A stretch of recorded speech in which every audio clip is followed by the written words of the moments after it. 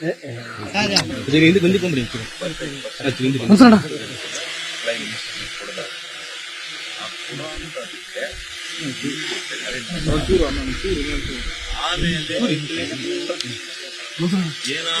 ಈ ಜಾಗ ಕೆಳಗಡೆ ಬೆಳೆದು ಜೋಳ ಗಿಡ ಹಾಕಿ ಇನ್ಸೂರೆನ್ಸ್ ಅಂತ ಕಟ್ಟಿದ್ದಾರೆ ಇದೇ ಜಾಗದಲ್ಲಿ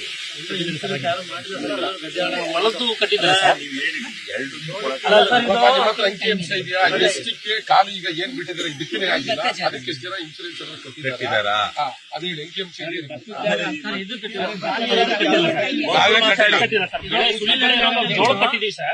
ಖಾಲಿ ಇರೋ ಭೂಮಿಗೆ ಕಟ್ಟಿಲ್ಲ. ಆದ್ರಿಂದ ನೀವೇನು ಖಾಲಿ ಇರೋ ಭೂಮಿನ ಕಟ್ಟಿಲ್ಲ, ಅದಕ್ಕೆ ಈಗ ಇಮಿಡಿಯೇಟ್ 25% ಇನ್ಶೂರೆನ್ಸ್ ನಿಮ್ಮ ಮನೆ ಬಾಗಿಲಿಗೆ ಚೆಕ್ ಅನ್ನ ಕೊಡೋ ವ್ಯವಸ್ಥೆ ಆಗ್ಬೇಕು. ಯಾರು ಕಂಪನಿ ಇಮಿಡಿಯೇಟ್ ಇದು ಮೇಡಮ್ ಖಾಲಿ ಇರೋದಕ್ಕೆ ಕಟ್ಟಿಲ್ಲ ಇನ್ಶೂರೆನ್ಸ್ ಖಾಲಿ ಇರೋ ಹೌದು ಮೇಡಮ್, ಅದಕ್ಕೆ ಅವಕಾಶ ಇದೆಯಾ? ಯಾವ ರೀತಿ ಜೋಳ ರಾಗಿ ಅಂತ ಇದ್ದಾರೆ. ಈ ಕಡೆ ಬರ್ರಿ.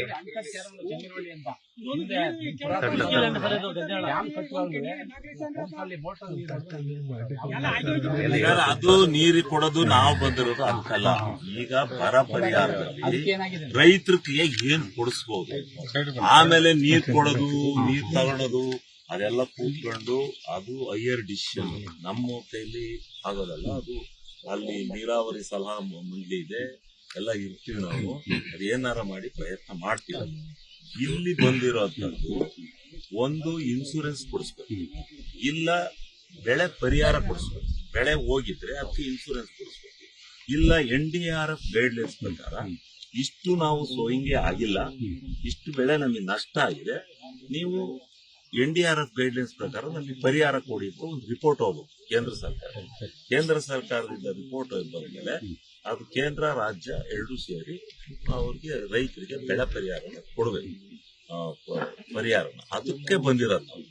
ಈಗ ನಿಮ್ ಮೋಟ್ರು ಪಂಪಿಂದು ಅದಕ್ಕೆಲ್ಲ ಒಂದು ದೊಡ್ಡ ಇದಾಗುತ್ತೆ, ಅದು ಮಾಡ್ಲೇಬೇಕಾಗುತ್ತೆ.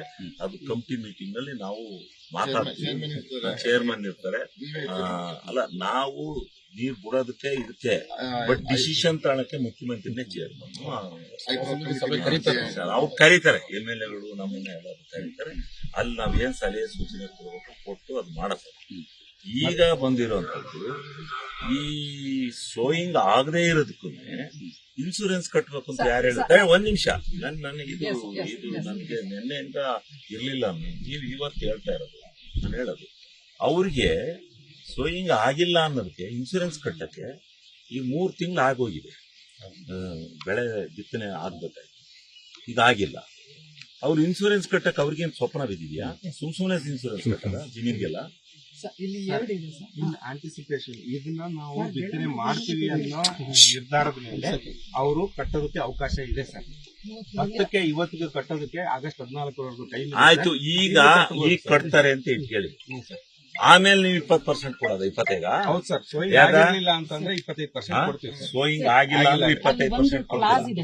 ಇಲ್ಲ ಅಂದ್ರೆ ಸೋಯಿಂಗ್ ಆಗಿರೋದಂದ್ರೆ ಸರ್ ಒಂದೇ ನಿಮಿಷ ಸರ್. ಸೋಯಿಂಗ್ ಒಂದು ಇನ್ಶೂರ್ಡ್ ಯೂನಿಟ್ ನೊಳಗೆ minimum 75% of the insured area sowing ಆಗಿರಬಾರ್ದು sir. then only that area will become eligible for ಕನ್ನಡದಲ್ಲಿ ಹೇಳಪ್ಪ, ಎಲ್ಲ ರೈತರು ಗೊತ್ತಾಗಿದೆ ಸರ್. ಈಗ ಒಂದು ಸರ್ ಏನಿಲ್ಲ ಸರ್, ಒಂದೇ ಸಿಂಪಲ್ ಸರ್. ಖಾಲಿ ಸಂಪೂರ್ಣ ಬಿತ್ತನೆ ಆಗಿಲ್ಲ ಸರ್, ಎಲ್ಲಾ ಬಿತ್ತನೆ ಆಗಿಲ್ಲ ಅಂದ್ರೆ ಸಂಪೂರ್ಣ ಇನ್ಶೂರೆನ್ಸ್ ಬರ್ತದೆ ಸರ್. ಅಂದ್ರೆ ಇನ್ಶೂರೆನ್ಸ್ ಬರುತ್ತೆ ಕಟ್ಟಿದವ್ರಿಗೆ, ಕಟ್ಟದೆ ಇನ್ಶೂರೆನ್ಸ್ ಕಟ್ಟಿಲ್ಲ ಅವಂದೇನ್ ಗತಿ? ಅವಂದು ಸರ್ ಈಗ 2 ಆಪ್ಷನ್ ಇದೆ ಸರ್. ಯಾಕಂದ್ರೆ ಆಗಸ್ಟ್ 14 ಕೊನೆ ಇರೋದ್ರಿಂದ ಈಗ್ಲೂ 2ಕ್ಕೆ ಅವಕಾಶ ಇದೆ ಸರ್. ಒಂದು ರಾಗಿಗೆ, ಒಂದು ಭತ್ತಕ್ಕೆ. ಯಾರ್ಯಾರು ಖಾಲಿ ಇದ್ದಾರೆ ಅವ್ರು ಈ ಅಲಸಂದೆ ಅವ್ರು ಹಾಕೊಂಡ್ಲಿ, ಉಳ್ಳಿ ಆದ್ರೂ ಹಾಕೊಂಡ್ಲಿ, ನಾನ್ ರಾಗಿ ಹಾಕ್ಲಿಕ್ಕೆ ಹೊರಟಿದ್ದೀನಿ, ಈಗ ನನಗೆ ಅಂತ ಹೇಳಿ ಈಗ್ಲೂ ರಾಗಿ ಅವರು ಕಟ್ಟಬಹುದು ಸರ್. ಆಯ್ತು, ಅವರು ಕಟ್ಟಿದ್ರೆ ಅವ್ರಿಗೆ ಪೂರ್ಣ ಕೊಡ್ತೀರಾ? 25% ಇನಿಷಿಯಲಿ ಕೊಟ್ಬಿಡ್ತಾರೆ, ಇನ್ಸಿಯಲ್ ಕೊಡ್ತೀರಿ. ಆಮೇಲೆ ಅವನು ಅಷ್ಟೇನೆ ಕ್ಲೋಸ್. ಸಪೋಸ್ ಅವ್ನು ಏನಾರು ಇಲ್ಲ ನಾನು ಬೀಜ ಹಾಕಿದ್ದೆ, ಮಧ್ಯದಲ್ಲಿ ಸ್ವಲ್ಪ ಬೆಳೆ ಬೆಳೆದಿದೆ, ಅವಾಗ ಕ್ರಾಪ್ ಎಕ್ಸ್ಪೆರಿಮೆಂಟ್ ಅವಾಗ ಕವರ್ ಆಗುತ್ತೆ ಸರ್. ಈಗ ಇದು ಬೆಳೆ ಎಕ್ಸ್ಪೆರಿಮೆಂಟ್ಸ್ ಇಲ್ಲ ಈಗ ಬೆಳೆನ ಎಕ್ಸ್ಪೆರಿಮೆಂಟ್ಸ್ ಮಾಡಕ್ಕೆ ನಿಮ್ಮ ಹತ್ರ ಬೆಳಿಲ್ಲ ಈಗ. ಅದಕ್ಕೆ ನೀವು ನಾನು ಕಟ್ಟಕ್ ಹೊಂಟಿದೀನಿ ಅಂತ ಫಸ್ಟ್ ಏನ್ ಇನ್ಸೂರೆನ್ಸ್ ಕಟ್ತಾ ಇದ್ರಿ ಅದನ್ನ ಕಟ್ಟಿದ್ರೆ ಕೂಡ್ಲೆ 25% ಕೊಡ್ತೀವಿ. ಆಮೇಲೆ ಆ ಬೆಳೆ ಹಾಕಿರ್ತಾನೆ, ಹಾಕಿ ಆದ್ಮೇಲೆ ಮತ್ತೆ ಬಂದು ನನ್ ಬೆಳೆ ಹೋಯ್ತು, ನೀವು ಕೊಟ್ಟದ್ದಲ್ಲ 20% ಅಲ್ಲ, ನನ್ ಬೆಳೆನೇ ಹೋಗಿದೆ ಕೊಡಿ ಅಂತ ಮತ್ತೆ ನಾವು NDRF ಗೈಡ್ಲೈನ್ಸ್ ಪ್ರಕಾರ ಇನ್ಸೂರೆನ್ಸ್ ಕೊಡ್ಬೋದು. ಎರಡು. ಅದರಿಂದ ಈ ವಠಾರದಲ್ಲಿ ಯಾರಿದ್ದೀರಿ ನೀವು ನಾಳೆನೆ ಹೋಗ್ಬಿಟ್ಟು 20% ಅಂದ್ರೆ ಎಷ್ಟು ಬರುತ್ತೆ ಎಕರೆಗೆ? 2% ಅವ್ರು ಕಟ್ಟೋದು. ಎಷ್ಟು ರೀ ದುಡ್ಡು? 612 ಕಟ್ಬಿಡ್ರಪ್ಪ. 8ರಿಂದ 9 ಸಾವಿರ ರೂಪಾಯಿ ಎಕರೆ ಬರುತ್ತೆ. ಭತ್ತಗಾದ್ರೆ ಭತ್ತ ರಾಗಿ ಬೇಡ, ಎಲ್ಲ ಭತ್ತ ಕಟ್ಟಿಲ್ಲ. ಭತ್ತದೇರೇನೆ ಭತ್ತ ಕಟ್ಬಿಡಿದ, ಖಾಲಿ ಇರೋ ಜಾಗ ಎಲ್ಲ ಭತ್ತ ಕಟ್ಬಿಟ್ಟು ನಾಳೆಯಿಂದಲೇ ನೀವು ಮಾಡ್ಬೇಕ್ರಿ. ಯಾರು ಹೇಳಿ ಅವೇರ್ನೆಸ್ ಮಾಡಿದ್ವಿ ಸರ್, ಮಾಡಿಸಿದೀವಿ ಸರ್. 1370 ಜನ ಕಟ್ಟಿದ್ದಾರೆ. ಎಷ್ಟು ಜನ ಕಟ್ಟಿಲ್ಲ? ಎಷ್ಟು ಜನ ಕಟ್ಟಿಲ್ಲ? ನಮ್ದು 56,000 ಜನ ರೈತರು FID ಇದೆ ಮೇಡಮ್. ಎಷ್ಟು ಜನ ಕಟ್ಟಿಲ್ಲ? ಇನ್ನು 13,000 ಜನ ಅವ್ರು ಕಟ್ಟಿ ತಾಲೂಕಲ್ಲಿ ಈ ಕಟ್ಟಾಯ ಹೋಬಳಲ್ಲಿ ಎಷ್ಟು ಜನ ಕಟ್ಟಿಲ್ಲ? 11,000 ಜನ ಕಟ್ಟಿಸಿದೀನಿ.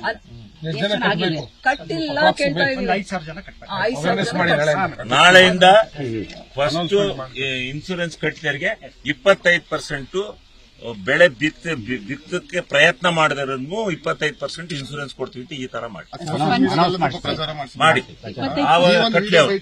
ಅಂದ್ಬಿಟ್ರೆ ಅವರು ಅದೆಲ್ಲ ಬೇಡ ಸರ್. ಬೇಡ, ಅದೇನು ಹೇಳಕೋಬೇಡಿ, ನೀವು ರೈತರಿಗೆ ಹೇಳಿ ಕಟ್ಸೋದು. ನಿಮಗೆ ಪರಿಹಾರ ಕೊಡ್ತೀವಿ, 8-9 ಸಾವಿರ ರೂಪಾಯಿ ಪರಿಹಾರ ಕೊಡ್ತೀವಿ. 612 ಕಟ್ಟಿ ರಸೀದಿ ತಗೋಬೇಕು. ಗುಂಪು ಕರೆ ಎಲ್ಲ ಮಾಡ್ಬಿಟ್ಟು ಈಗ 11,000 ಕಟ್ಸಿನಿ ಸರ್. ಮತ್ತೆ ಗುಂಪು ಕರೆ ಮಾಡ್ತೀಯೋ ಗೊತ್ತಿಲ್ಲ. ಸ್ವೀಕರಿಸಿ, ಜನಗಳು ಇನ್ಸೂರೆನ್ಸ್ ಕಟ್ಟಬೇಕು, ಅವ್ರಿಗೆ ದುಡ್ಡು ಬರಬೇಕು. ಸ್ವೀಕರಿಸಿ ಮಾಡು.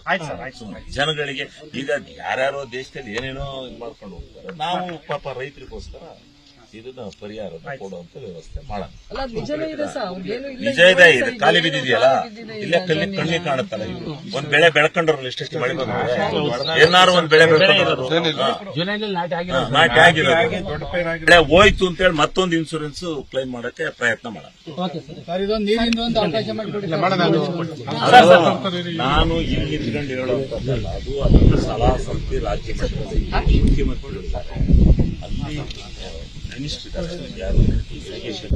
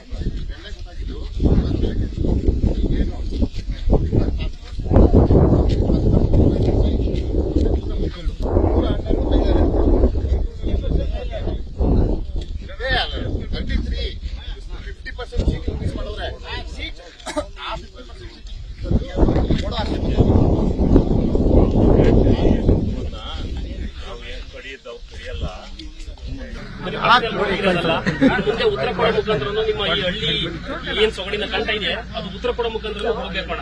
ಕೇವಲ ಪ್ರಶ್ನೆ ಮಾತ್ರ ಆಗ್ಬಾರ್ದು, ನೀವು ಉತ್ತರ ಹಂಗೆ ಕೊಡಬೇಕು. ಅದ್ರ ಜೊತೆಗೆ ಈ NDRF ಮೇಲೆ SDRF ಹೇಳೋದು, SDRF ಮೇಲೆ NDRF ಹೇಳೋದು ಕೆಲಸ ಮಾಡಬೇಡಿ. ದಯಮಾಡಿ ರೈತರಿಗೆ ಈ ಬೆಳೆ ಪರಿಹಾರ ಏನು ಮಾಡಕ್ ಬಂದಿದ್ರ, ಈ ಬೆಳೆ ಪರಿಹಾರದ ಜೊತೆಗೆ ನೀವು ಈಗ ಬೆಳೆ ಸಾಲ ಇದೆ ಅದನ್ನು ನೀವು ಸ್ವಲ್ಪ ಒತ್ತು ಕೊಟ್ಟು ದಯಮಾಡಿ ಮಾಡ್ಕೊಡ್ಬೇಕು.